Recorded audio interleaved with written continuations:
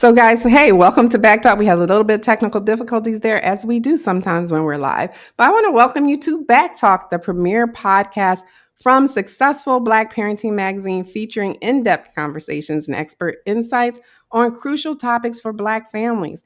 We are ranked number one in Black Family Podcasts on FeedSpot, and we're now number one on Million Podcasts as well. I'm your host, Janice Robinson-Celeste. And now Successful Black Parenting Magazine has an interactive community of like-minded Black parents called the Black Parenting Academy, where you can converse and post questions, comments, wins, and concerns in a safe space. And I will be sharing that link later during the show, so watch for it. What happens to a child's self-worth when they never see anyone like them in books they read? And can you imagine what power is unleashed when they finally do? I know some of you can relate out there. Well, we'll talk about it more after this.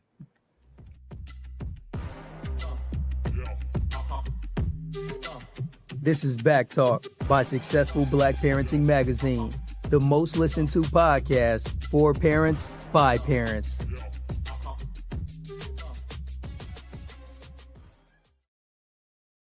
Hello, successful Black parents. Thank you for tuning into BACKtalk by Successful Black Parenting Magazine, your go-to podcast talk show for parents. We are live, and that means you can post your questions and comments in our Facebook comment section or YouTube live page, and I will address your questions live on air.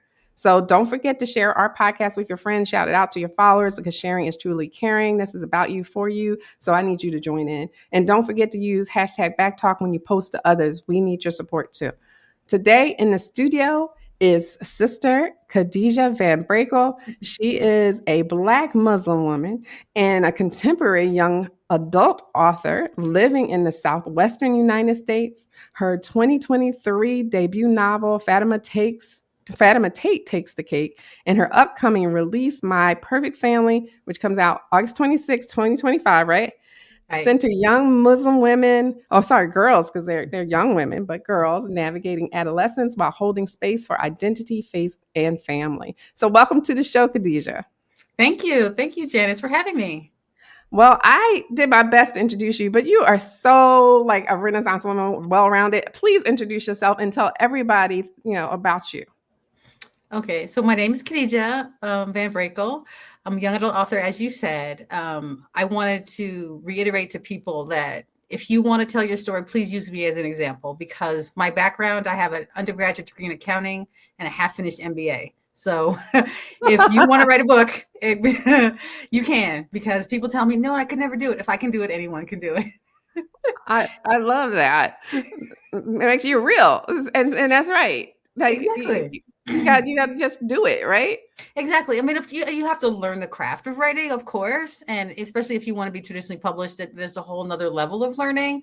But I think it's really important for us to tell our own stories, especially when you see that there is a huge lack of books that represent us in traditional publishing. At least I can speak for a contemporary young adult. So I definitely want to encourage everyone to tell their own stories. Yes. Now, you already shared this. I always do an icebreaker in the beginning about something that people don't know about you, but you already did. But do you have anything else that you might want to share that most people don't know about you? I have never had a taste of coffee. I don't like the way it smells. Wow. I'm sorry. I know. I drink gallons and gallons of herbal tea. But I can't with coffee. Sorry. That's something. Okay. I guess, like I said, everything isn't for everybody, right? So exactly. Yeah, I just never thought about that. Like, okay. There's a time I didn't drink coffee, but then that time is over. So I'm like, oh, okay. You can have mine. Okay, thank you. What inspired you to start writing books centered on Black Muslim teens, and what was that moment like for you when you found 0 titles at your library? Because you were talking about that in past interviews, and your publicist told us about that too. So it was disheartening. I can be very honest. It was when my youngest daughter was a 9th grader in 2017, and she came home from high school and she said, "Mommy, I almost got in a fight." And I said, okay, Miss Gifted, what happened? She said that somebody told her at high school that you can't be Black and Muslim at the same time. I'm so confused by that. Growing up in West Philadelphia. What? Well, this is not Philadelphia. So we ended up at the library and we spoke to some librarians and they helped us. And back then there wasn't one. We could not find one contemporary young adult book that the protagonist was a Black American Muslim. So I was like, oh no, we got to do something. So that's when I was like, okay, it's time to write the stories that I want to write. So do you think that, like, especially in your area, that people just automatically have a visual of Muslim people as being from the Middle East? Is that what it is? Yes. Okay. Or from it's not, maybe not from the Middle East, but from somewhere else, because anywhere else but Black. Exactly. If if I could get $1 for every time somebody comes up to me and speaks really slowly and says, "What country are you from?" And then I say, "Originally," and they're like, "Yes," and I'm like, "Canada," and then I say, "But both of my parents were born in Boston," and they're like, "Oh, and you speak English really well." "Yeah, I do, don't I?" "Yeah, this Black woman speaks English very well." I was like, they speak English in Canada, right? Most of it. Even if they speak French. Mais je parle français aussi. Say perfect French. Just look at that. Yes. You should say it in French, and they'll be like, I'm always amazed by people's ignorance. Like, they just don't know. And that just calls for more education. We need more money for education here in the United States. It's so embarrassing. Agreed. Oh my gosh. Well, many Black Muslim parents are raising kids who experience both racial and religious bias. How do your books help young readers navigate that dual marginalization? So for me, I strive to write books that have universal themes. Of course, they feature Black American Muslim teens, but I want them to deal with issues that any teen can face, because I want people to understand that we exist and that we're not othered, and because I think too much of the dialogue at this present time in our country excludes Black people. And so, if it excludes Black people, that Black American Muslims, we're nowhere in the conversation. Mm-hmm. Like, we're not even thought about. So I really strive to write universal themes. So like coming of age novels, because every teenager goes through it. Yeah. Very relatable. Mm-hmm. And I was about to ask you the question, maybe you can go into it a little more, but I want to talk about that representation and why it's so critical for Black Muslim teens to see themselves on the page as a main character and not just a side character. Exactly. Because I think that we want all teenagers to be seen. And because the teenage years that I experienced, that a lot of people experience, that are going on right now, is totally different. I mean, with the social media and phones and school shootings and et cetera, et cetera, et cetera, I want teens to see themselves and understand we see you, and, we're trying to tell your stories. And I want my writing to encourage others to tell their own stories, especially because if you find that there's a story that isn't told, I want you to feel empowered to write it. I mean, it's not easy, and you still have to do some learning and some schooling, but I really want my books to serve as a gateway to see that it is possible. Right. I would love to see more teens and young people writing books and getting them published. And I would love to help with that somehow. I'm not sure how right now. I'm really busy, but I would love to see more of that. What are some of the biggest misconceptions you've seen about Muslim teens in mainstream media or publishing? I think they're invisible. Like, when you talk about Muslims, I mean, you don't talk about teens, and they're going to high school, they're going to college, they deal with the same coming of age issues. The parents want you to go in one way in life. You want to go in a different way. You're dealing with all the same challenges, like, going to school and, what are I going to do with my life? And, and even the bad things that, like, they can be, take steps to the bad things. And you have to just be like, okay, so you have to talk to them and let them understand how to navigate the world. I mean, my son, who's 14, he doesn't go to a Muslim school. We don't have a Muslim high school in where I live. So, we have to have difficult conversations, because who else is going to have that if his parents don't have those with him? Right. What are some of those difficult conversations? Can you share with us? Well, just anything that, a 14-year-old boy is going to ask. And we've had to have conversations about virginity, and we have conversations about consent. Like, I don't understand why you think that these kind of conversations don't include Muslim children. I mean, I'm trying to teach my son consent. I'm trying to teach him how to be a productive member of society and to also have critical thinking skills. I agree 100%. But when the world has these misconceptions, is it our job to even correct that? I mean, should we correct there? And how can we, if so? Well, so I think it's it's not a one-time thing. I think as they come up, or as I don't watch the news since November. I haven't watched the news on a consistent basis. I can't. So, but when he has questions, I have to be able to. We have to have a discussion, and so I want my books to serve as maybe there's a way that a mom or a dad or both of them together can have a conversation with their teens based on something in one of my books. Right. So, for parents out there, especially Black Muslim parents listening, how can they find or even advocate for more authentic books in local libraries or their schools? Especially during time we're getting this book ban thing. Exactly. So I think the best way is to take the books out. So if you have the means, you can buy a copy. I'm upset. And my books are in all formats, whether audio or or just regular hardcover. Now, Fatima Tate, my debut, is in paperback as well. And that's a little, more price conscious. But you can request it at your local library. So through the apps like Libby and Hoopla, like all the things, and I think just showing publishers that these type of stories resonate with a large number of people, then that helps. So they're like, oh, well, this book was, because publishing is a business, and I don't fault it for that. It's just an uphill battle when you're not represented very much. But with my dual marginalization. So it's just a business. So if you want to support books like mine so that we can have other future books. And I really, really want to encourage young people to tell their stories, because I think it's so important. We're going to get back to that, but I want to I want you to tell people who your books are for, because we talked about that a bit. Exactly. Really. So my books feature Black American Muslim teens.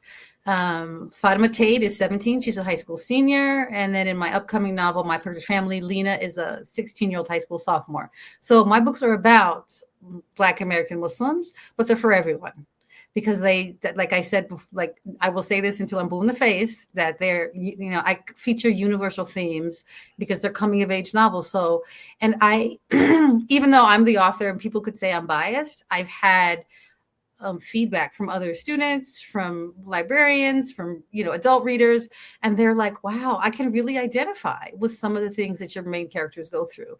And that's like the highest compliment to me, because that's what I wanted to do. Yes. Now let's talk about support in the Muslim community. Can you tell us about that? Well, okay. So the difficult subject matters that I discuss are not readily talked about in every single Muslim household. I can't say because I've not been in every single Muslim household in the United States, but I do know quite a few people in my community.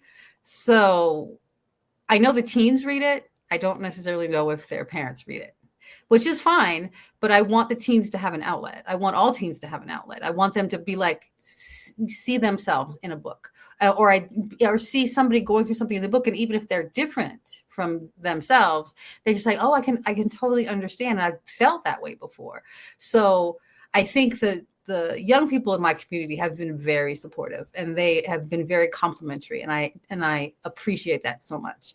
My book's not for everybody. If you don't like to deal with reality, and if you want to whitewash or cover up the same societal ills that are in the Muslim community, that are in the broader United States communities, society, my books are definitely not for you. Right. No, it's not for everybody. That's how I always say. Everything's not for everybody. Just keep moving. Keep Exactly. moving, right? Um, Tell me about the first book. I want to know just what it's about, and what people will get out of it. So, Fatima's journey is she's a high school senior. She knows what she wants to do with her life. She wants to be a pastry chef. Unfortunately, especially her mother. Her father, sometimes is supportive, but her mother does not agree. And her mother's plan is for her to marry a wealthy young man from a Muslim family. Hmm. And there's a Great British Bake Off competition in the book for high school students that she, of course, enters on the sly. And so it's just her journey through that because, the love interest is there. And I like to call Raheem the Pied Piper of parents because everybody loves him when he turns on the charm until he does, until they don't. Okay. Yeah. We all know So, someone like that. Yeah. exactly. So I guess in My Perfect Family, this was my ode and my reimagining of the Gilmore Girls television series, but within a fractured Black American Muslim family. So Lena has always been raised by a single mom. And it's been her ardent wish her whole life to have a huge family, like to come to graduations and for the holidays. And she's never had that. So when by end of chapter 2, she a family secret is revealed, and she finds out that not only does she have family an hour away from her in Santa Fe, New Mexico, that they're Muslim. So her grandfather and great aunt are Muslim, but she's never known them at all, and they've never met.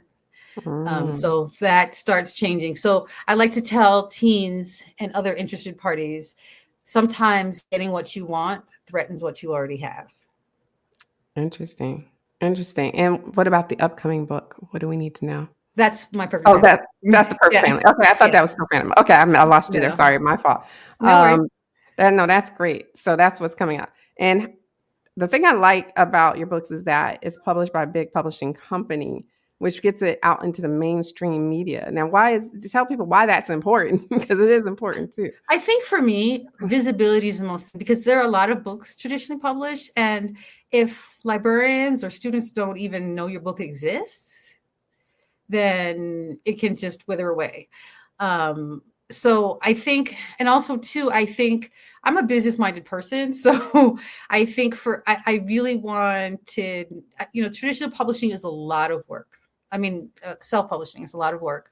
So I definitely, because I cannot draw one. So I did not do the covers. I didn't have a hand in that. And the publisher takes care of that. And also, like you said, getting the word out. And, I'm just so blessed because Holiday House was so supportive. They were very open when I asked them, can you nominate Fatima Tate Takes a Cake for an NAACP Image Award? And they were like, yes, we're going to do it. And I was very, pleasantly surprised when it was a finalist for an award. But it's just, I think that when you find people that believe in the stories that you write, because my editor, she gets it. She understands what I'm trying to say.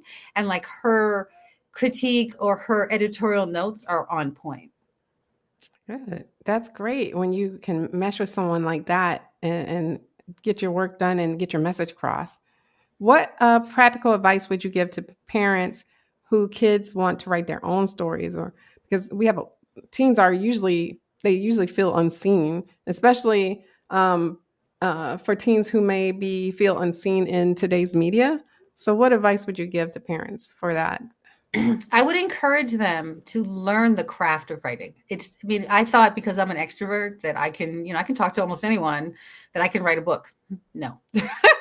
That's not the way that it works. So actually on my website, which is just my name, KhadijahVanBrakle.com, I have a few free resources, like craft books that I use to learn the craft of writing. And I think it's really important because these days, it's really difficult because, you want your book, your stories to be relatable, but you also don't want to stay true to your story. So I think that it's a skill that everyone has to learn if they want to, be a published author.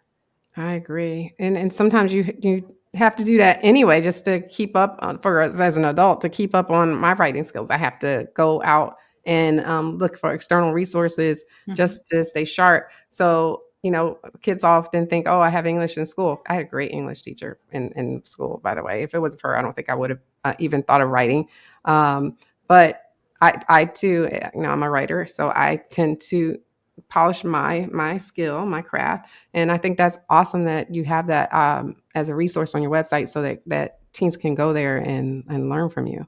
That's fantastic. Anyone. I mean, and I think, you're a prime example. It's not just authors, like, you're here doing this podcast, Successful Black Parenting Magazine, like, it's amazing. So I think that they need to understand, yes, it is work. But there are people out here that will help you, that will lead you in the right direction, because there's a lot of, scammy people out here who want to just say, oh, pay me this money. No. Nope. Right. And I encourage people to try to make sure your book looks as professional as possible, because that says a lot, and it also helps with your marketing.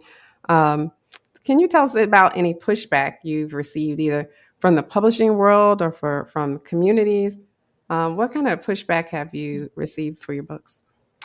So when my literary agent, Christina, put Fatima Tate on submission, which is she sends it out to publishing houses to see if they want to purchase the rights to release it.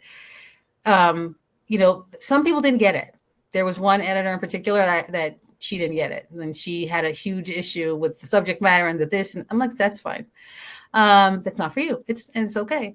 I think that other people within my faith community or outside of my faith community were kind of surprised, especially in my first book, some of the subject matter that I dealt with, because Fatima Tate's best friend Zainab has a girlfriend and she's Muslim. And so there's a couple of 1 stars on Goodreads, which I have not read because I don't read reviews. My children have told me, but that's okay, because it's not for you. And, they question my faith, and that's okay. Because just don't pick up the book. It's fine. But I think the thing is that I want to be true to myself, and I want to be true to the story. And I really feel that teens deserve that. They deserve, and as somebody who's, has a dual marginalization, how am I going to be anti anything and LGBTQ? Like, how? That makes no sense to me. I appreciate that, because, people are so judgy. We talked about that before the show. I don't like judgy people. You judge yourself. That's how I think. Judge yourself, really, before you come for somebody else. You navigate, it seems like you navigate this, I guess, controversy or anything that people don't like about your authentic self by saying it's not for you, right? Is that how you manage it? Or for me, I'm like, my go-to saying is it is what it is. And I move on. So, and that's how I navigate stress. And people are like, you know what? It is what it is. But is that how you manage and deal with this? Or do you have other ways of dealing with all of this, I guess, pressure and comments and nastiness? Right. So one, I use the block button. I will block you in a minute. Block. Block. Blockity block. And another thing is that, especially before the first book, Fatima Tate, came out, I was still actively, I have 3 black belts. So I would go to the dojo. Don't mess with you. Okay. Now I haven't been to the dojo because it's been a little crazy with writing and other things, but I do take twice a week dance class.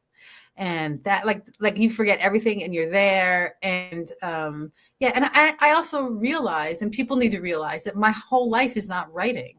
I'm a mom, I have a family, I have just regular things to do, grocery shopping, all the things, getting your car worked on, home repairs, whatever, it may be. So, I'm just not I don't think that being an author is like my entire personality.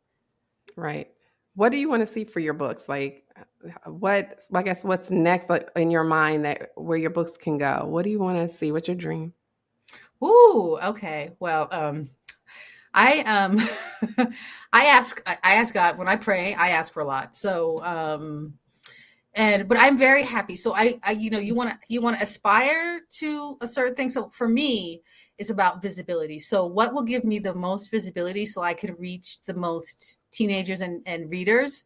So for example, does that mean that it has to hit the New York Times? Does that mean that it has to be made into a film? Netflix, you're around, you're close to me, just saying. But I think for me is the more that, the more however that happens is what will make me happy. I can't necessarily say one, route versus the other, but I really just want my book out there. And I want anybody that maybe could be helped by it, by my, by either one of my books to be, for that to be able to reach them. Good. That's great, Dream. And I could see the books being made into some sort of show. And I need these broadcasters and channels to pay attention to our Black stories. I've been holding on to ideas and stories for not books necessarily. I have those too, but for TV shows because just to the process to submit them for making into a movie or animated series even. It's precarious because they will take your ideas if they don't need you to do it. And I've had that experience more than one time before. So, and I know other people who have, and they'll justify it, say, oh, they always justify it the same way. More than one person can have the same idea at the same time. So you gotta be careful out there with that. They actually threatened me, even though I had all kind of proof and told me one time in one case where we went to mediation that they would leave me bankrupt and homeless by keeping it in court for so long. And so my lawyer gave up. But so I'm very cautious about those things. But, I wish that more channels would embrace us and want to run with us instead of taking from us or whatever has happened in the past with other people as well. I want to see us on the channel. I always say TV, but everybody's looking at it on computers now and on their phones looking at shows. I would like to see more of that. And I wish you the best for that because I think these stories need to be told and it's really important. So exactly. And I can see a collaboration, you and me together. Let's do it. Let's do it. If I get some information or insiders where they're like, oh, we want to work with you for TV shows, I was like, you know what? I got some ideas, but I got some other people got ideas. I'm going to bring everybody in. Okay. So whoever's out there, Netflix, Disney, ABC, I don't care who you are. If you want to work with us, I'm putting it out there. Work with us. Come contact me. I'm going to make sure I bring all the people in. Okay. All the good stuff. You're going to win with us. You can't lose with us. You're going to win. Anyway, let me go on. That's a whole nother tangent I can get into. Are there new stories or characters on the horizon that we should look out for that you'll be writing about? None that I can talk about yet. Okay. Yeah. So my agent has something and she's doing her thing. And I have 1, 2, 3 things that are, I have the first YA that I ever wrote that didn't get me an agent is like 81,000 words of I need to be revised on my laptop. So I might be working on that. There's definitely a new genre that I'm looking at, and I probably have 4 chapters, in because I am so inspired by the authors like Kennedy Ryan and Tia Williams. Mm-hmm. That I'm like, yeah, I might have to dip my toe into adult. Okay.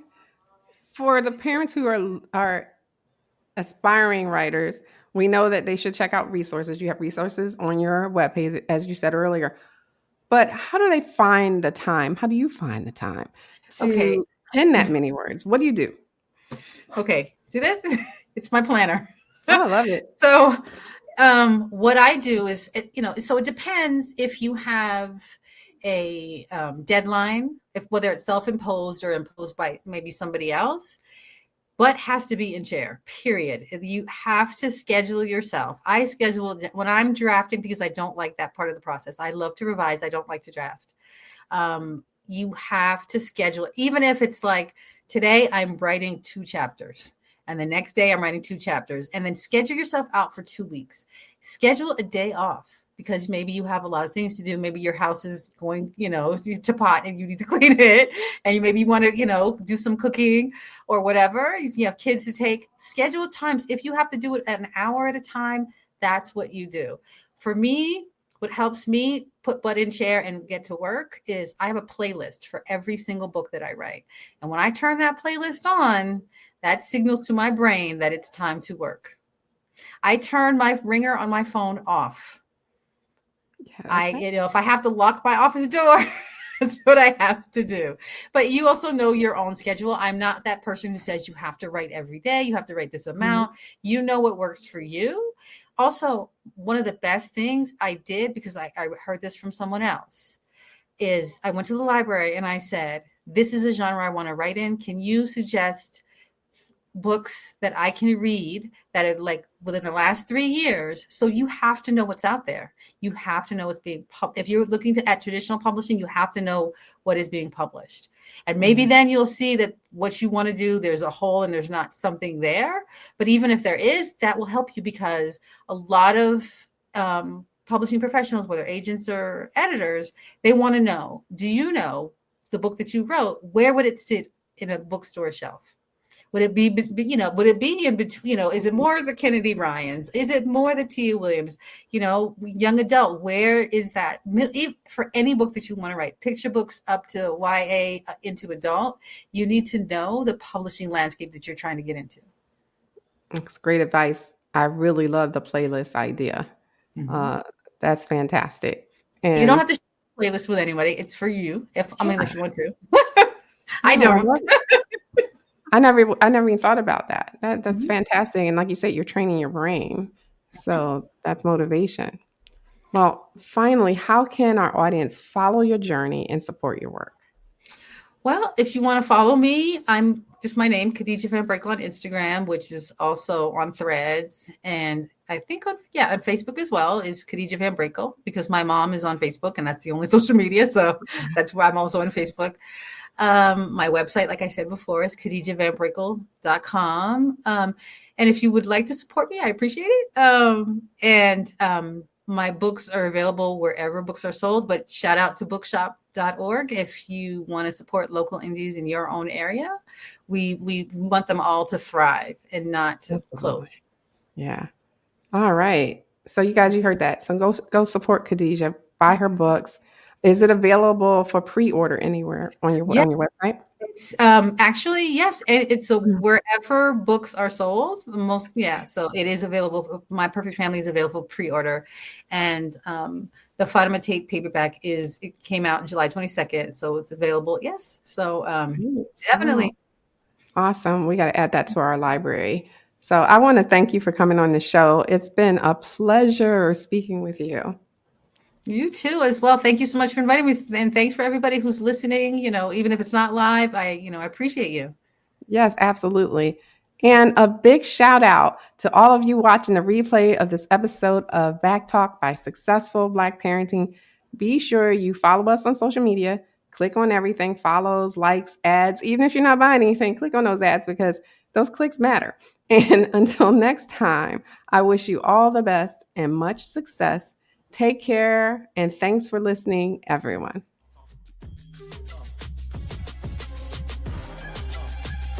Thanks for tuning in to BACKtalk by Successful Black Parenting Magazine. We'll see you soon.